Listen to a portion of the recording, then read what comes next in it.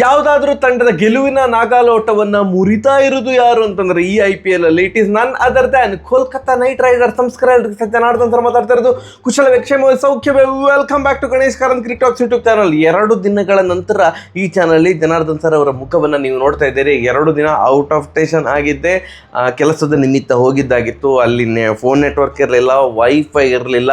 ಹೀಗೆಲ್ಲ ಸರ್ಕಸ್ ಮಾಡಿದ್ರು ಒಂದು ಕಡ್ಡಿ ಸಿಗ್ತಾ ಇತ್ತು. ಅದರಲ್ಲೇನು ವಿಡಿಯೋ ಅಪ್ಲೋಡ್ ಆಗಲಿಕ್ಕೆ ಸಾಧ್ಯನೇ ಇಲ್ಲ. ಸೊ ವಿಡಿಯೋ ಮಾಡಲಿಕ್ಕೆ ಆಗಲಿಲ್ಲ. ಈಗ ಬೆಂಗಳೂರಿಗೆ ಬಂದಿದ್ದೇನೆ. ಆ್ಯಕ್ಚುಲಿ ನಿನ್ನೆ ಬಂದಿದ್ದೆ, ಬಟ್ ಭಯಂಕರ ಸುಸ್ತಾಗಿತ್ತು. ನಮಗೆ ಕಣ್ಣು ಬಿಡ್ಲಿಕ್ಕೂ ಆಗ್ತಾ ಇರಲಿಲ್ಲ. ಬಟ್ ಅದಕ್ಕೆ ಈಗ ವಿಡಿಯೋ ಮಾಡ್ತಾ ಇದ್ದೇನೆ. 2 ಮ್ಯಾಚ್ಗಳ ಏನು ಅದು ವಿಡಿಯೋ ಏನಿದೆ, ಪಂಜಾಬ್ ಸೋತದ್ದು ಸೋಲು ಅದು ಆ ಮ್ಯಾಚ್ದು, ಮತ್ತು ಚೆನ್ನೈ ಸೋತದ್ದು, ಇದು 2 ಮ್ಯಾಚಿನ ವಿಡಿಯೋ ಇನ್ನು ಮಾಡಿದರೆ ಅದಕ್ಕೆ ಒಂದು ಅರ್ಥ ಇಲ್ಲ, ಮಜಾ ಇಲ್ಲ. ಗೊತ್ತಿರೋದನ್ನು ಎಷ್ಟು ಸಲ ಹೇಳ್ತೀನಿ ಮಾರ್ರೆ, ಯಾವಾಗ ಹೇಳ್ತಿದ್ದೆ ಅಂತ ನೀವೇ ಹೇಳ್ತೀರಿ. ಅದನ್ನು ಬಿಡುವ, ನಿನ್ನೆ ಮ್ಯಾಚ್ ಬಗ್ಗೆ ಮಾತಾಡುವ. ನೋಡಿ, GT ನಿನ್ನೆ ವಿನ್ ಆಗಿದ್ದಿದ್ರೆ KKR ವಿರುದ್ಧ ಅಫಿಷಿಯಲಿ ಕ್ವಾಲಿಫೈ ಆಗ್ತಾ ಇತ್ತು ಪ್ಲೇ ಆಫಿಗೆ. ಬಟ್ IPL ಇಷ್ಟು ದಿನ ಆಯಿತು, ಇಷ್ಟು ತಿಂಗಳಾಯಿತು, 13 ಮ್ಯಾಚ್ ಆಯಿತು GTದು. ಬಟ್ ಸ್ಟಿಲ್ ಅಫಿಷಿಯಲಿ ಇನ್ನೂ ಕೂಡ GT ಕ್ವಾಲಿಫೈ ಆಗಲಿಲ್ಲ ಅಂತಂದರೆ ಈ IPL ಅಲ್ಲಿ ಕಾಂಪಿಟೇಷನ್ ಯಾವ ಲೆವೆಲಲ್ಲಿ ಇದೆ. Except maybe LSG Mumbai ಬೇಗ ಎಲಿಮಿನೇಟ್ ಆದರೂ ಬಿಟ್ಟರೆ ಮಿಕ್ಕಿದಂಥ ಎಲ್ಲ ತಂಡಗಳು ಇನ್ನೂ ಕೂಡ ಪ್ಲೇ ಆಫ್ ರೇಸಲ್ಲಿ ಇದೆ. ಅದರಲ್ಲಿ ಗೊತ್ತಾಗ್ತದೆ ಕಾಂಪಿಟೇಷನ್ ಯಾವ ರೇಂಜಿಗೆ ಉಂಟಂತ. ನಿನ್ನೆ KKR GTಯನ್ನು 29 ರನ್ಗಳಿಂದ ಬಗ್ಗು ಬಡಿದ್ರು. ಲಾಸ್ಟ್ 2 ಓವರ್ಸಲ್ಲಿ ಎಸ್ಪೆಷಲಿ KKR ಬೌಲ್ ಹಾಕಿ ಡಿಫೆಂಡ್ ಮಾಡಿದಂಥ ರೀತಿ ಶ್ಲಾಘನೀಯ. ಯಾಕಂತಂದರೆ ಲಾಸ್ಟ್ 2 ಓವರಲ್ಲಿ 45 ರನ್ ಬೇಕಿತ್ತು GTಗೆ. ವಿಕೆಟ್ ಕೂಡ ಕೈಯಲ್ಲಿತ್ತು. 2 ಓವರಲ್ಲಿ 45 ಎಂತ ಬೇಕಾರಾಗ್ಬೋದು. ಅಟ್ಲೀಸ್ಟ್ 2 ಓವರಲ್ಲಿ 40 ರನ್ ಹೊಡೆದು ತೀರಾ ಹತ್ತಿರ ಬಂದು ಬಾಯಿಗೆ ಬರೆಸ್ಕೊಂಡು ಗೆಲ್ಲುವಂಥ ಸಾಧ್ಯತೆ ಇತ್ತು GT. ಹಾಗೆ GT ಅಲ್ಲ, KKR. ಬಟ್ ಹಾಗೆ ಆಗಲಿಲ್ಲ. ಭಯಂಕರ ಸೂಪರಾಗಿ ಬಾಲ್ ಹಾಕಿದ್ರು. ಲಾಸ್ಟ್ 2 ಓವರಲ್ಲಿ 15 ರನ್ ಬಿಟ್ಟುಕೊಟ್ಟದ್ದು, 29 ರನ್ಗಳಿಂದ ಗೆದ್ದರು. ಬಟ್ ಹೊಡೆದದ್ದು ಎಷ್ಟು ರನ್ ಗೊತ್ತುಂಟ? 247 ರನ್. ಹೋದದ್ದು ವಿಕೆಟ್ 2 ವಿಕೆಟ್ ಅದು. ರಹಾನೆ ಮತ್ತು ಫಿನ್ ಆ್ಯಲನ್ ಅವರಿಬ್ಬರು ಬಿಟ್ಟರೆ ಮತ್ತು ಯಾರು ಕೂಡ ಔಟ್ ಆಗಿಲ್ಲ. ಓ ಮೈ ಗಾಡ್, ರಹಾನೆ ಮಾತ್ರ ಒಂದು 14 ಬಾಲಿಗೆ 14 ರನ್ ಹೊಡೆದು ಔಟ್ ಆದರು. ಫಿನ್ ಆ್ಯಲನ್ ಅವ್ರದ್ದು ಇನ್ನಿಂಗ್ಸ್, ಅವರು ಔಟ್ ಆಗುವ ತನಕದ ಇನ್ನಿಂಗ್ಸ್, 35 ಬಾಲಿಗೆ 93 ರನ್, 4 4 10 6. ಫಸ್ಟ್ 2 4ಗಳಿಂದ ಅವರ ಅಕೌಂಟ್ ಸ್ಟಾರ್ಟ್ ಆಯಿತು. ಅದಾದಮೇಲೆ ಸಾಲು ಸಿಕ್ಸೇ ಹೊಡೆದ್ರು. ಮತ್ತು ಮಿಡ್ಲಲ್ಲಿ ಒಂದು 2 4 ಬಂತು. ಬಿಟ್ಟರೆ ಬಾಲ್ ಹಾರ್ತಾನೆ ಇತ್ತು. ಓ ದೇವ, ನಾನು ಇದು ಇನ್ನೊಂದು ಸ್ವಲ್ಪ ಹೊತ್ತಿದ್ದಿದ್ದಾರೆ. ಯಾಕಂದರೆ ಇವರು ಔಟ್ ಆದಾಗ 11ನೇ ಓವರ್ ಚಾಲ್ತಿಯಲ್ಲಿತ್ತು. ಅಂದರೆ ಇವರ ರನ್ 93 ರನ್ ಏನಿದೆ, 10 ಓವರ್ ಮುಗಿದಾಗ ಇವರು 93 ರನ್ ಹೊಡೆದಾಗಿದೆ. ನಾ ಏನು ಅಂದ್ಕೊಂಡಿದ್ದೆ ಅಂತಂದರೆ ಕ್ರಿಸ್ ಗೇಲ್ ಅವರ ರೆಕಾರ್ಡನ್ನು ಬೀಟ್ ಮಾಡಲಿಕ್ಕೆ ಇದು ಸರಿಯಾದ ಸಮಯ ಅಂತ ಅಂದ್ಕೊಂಡಿದ್ದೆ. ಯಾಕಂದರೆ ಚಾನ್ಸ್ ಇತ್ತು. 10 ಓವರಿಗೆ 93 ರನ್ ಹೊಡೆದಾಗಿದೆ. ಇವರು ಕೊನೆಯ ತನಕ ಇದ್ದರೆ ಖಂಡಿತ ಹೊಡಿತಾರೆ ಅಂತ. ಬಟ್ ಇವರಿಗೆ 100 ಸತತ ಕಂಟಿನ್ಯೂಸ್ 2 ಮ್ಯಾಚಲ್ಲಿ 100 ಹೊಡಿಲಿಕ್ಕಾಗಲ್ಲ. ಲಾಸ್ಟ್ ಮ್ಯಾಚ್ 100 ಹೊಡೆದಿದ್ರು. ನಿನ್ನೆಯ ಮ್ಯಾಚಲ್ಲಿ 93 ರನ್ಗೆ ಔಟ್ ಆದರು. ಅದಾದ ಮೇಲೆ ಮತ್ತೆ ಪುನಃ ರನ್ ಡಿಪ್ ಆಗಲೇ ಇಲ್ಲ. ಕ್ಯಾಮರೂನ್ ಗ್ರೀನ್ ಮತ್ತು ರಘುವಂಶಿ ಸೇರಿಕೊಂಡು ಅವರು ಕೂಡ ಹೊಡಿತಾ ಇದ್ದಾರೆ. ರಘುವಂಶಿ ಅವರು ಅವರ IPL ಹೈಯೆಸ್ಟ್ ಸ್ಕೋರ್ ಹೊಡೆದ್ರು. 44 ಬಾಲಿಗೆ 82 ರನ್ ಹೊಡೆದ್ರು. ಕ್ಯಾಮರೂನ್ ಗ್ರೀನ್ ಅವರು 28 ಬಾಲಿಗೆ ನಾಟ್ ಔಟ್ 52 ರನ್ ಹೊಡೆದ್ರು.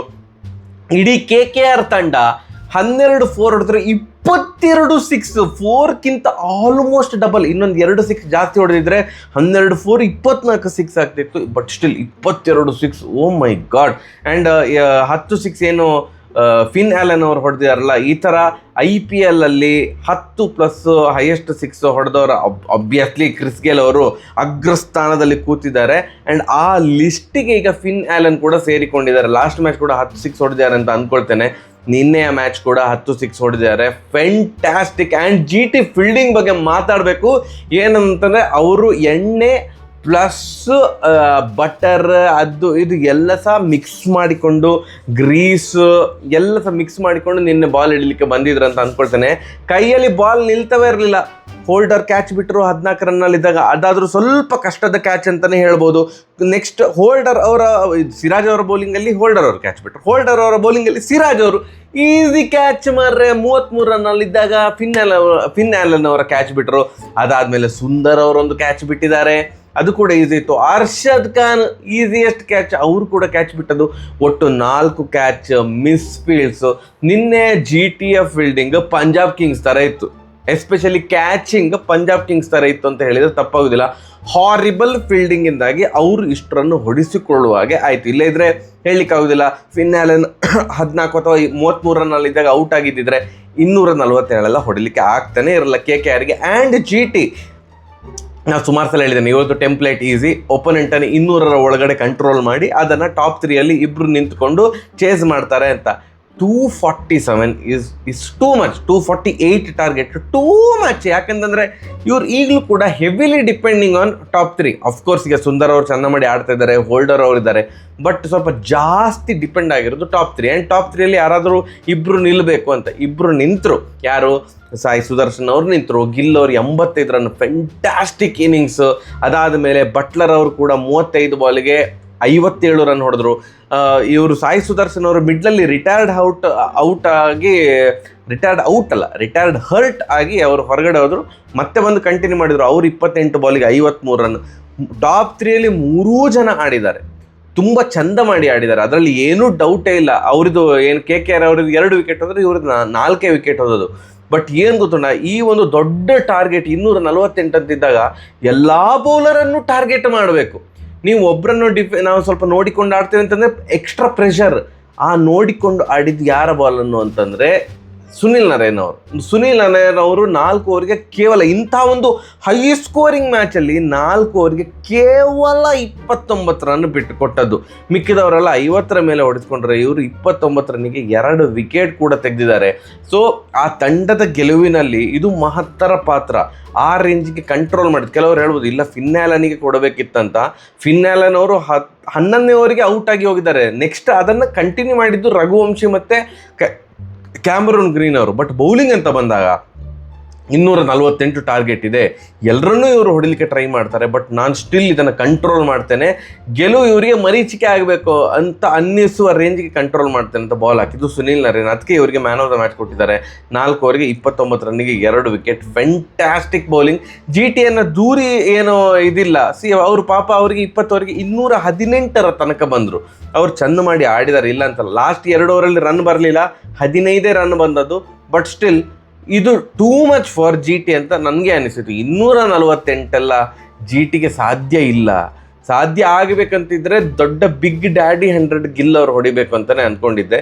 ಗಿಲ್ ಅವ್ರು ರೈಟ್ ಟೈಮಿಗೆ ಔಟ್ ಆದದ್ದು. ಆ್ಯಂಡ್ ಈವನ್ ಬಟ್ಲರ್ ಅವರು ಲಾಸ್ಟ್ 2 ಓವರಲ್ಲಿ ಆ ಒಂದು ಓವರಲ್ಲಿ ಔಟ್ ಆದದ್ದು ಖಂಡಿತ GT ಒಂದು ಸೋಲಿಗೆ ಕಾರಣ ಆಯಿತು.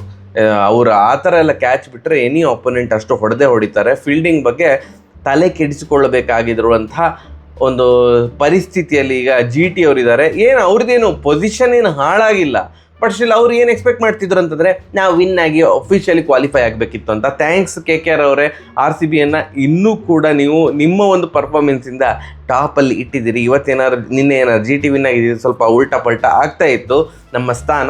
Thank you so much. And KKR fantastic. ನೀವು ಫಸ್ಟ್ 6 ಮ್ಯಾಚಲ್ಲಿ 3 ಮ್ಯಾಚ್ ಗೆದ್ದಿದ್ರು ನೀವು ಕ್ವಾಲಿಫೈ ಆಗಿರ್ತಿದ್ರ ಅಂತ. ಫಸ್ಟ್ 6-7 ಮ್ಯಾಚಲ್ಲಿ ಹೋಪ್ಲೆಸ್ ಪರ್ಫಾರ್ಮೆನ್ಸ್. ಫಸ್ಟ್ 7 ಮ್ಯಾಚನ್ನು ಅಂದ್ಕೊಳ್ತೇನೆ, 6 ಸೋಲು 1 ನೋ ರಿಸಲ್ಟ್. ಸೊ ಅದಾಗಿದ್ದಕ್ಕೆ ಈ ಥರ ಸ್ಥಿತಿಯಲ್ಲಿ ಇರೋದು. ಈಗ ಒದಾಡ್ತಿದ್ದಾರೆ. ಬಟ್ ನೋಡುವ, ಇನ್ನೂ ಕೂಡ 4th ಪ್ಲೇಸ್ ಪಂಜಾಬ್ ಬರ್ತದ, ಚೆನ್ನೈ ಬರ್ತದ, KKR ಬರ್ತದ, ಯಾರು ಬರ್ತಾರೆ ಅಂತ ಇನ್ನೂ ಕೂಡ ಗೊತ್ತಾಗ್ತಾ ಇಲ್ಲ.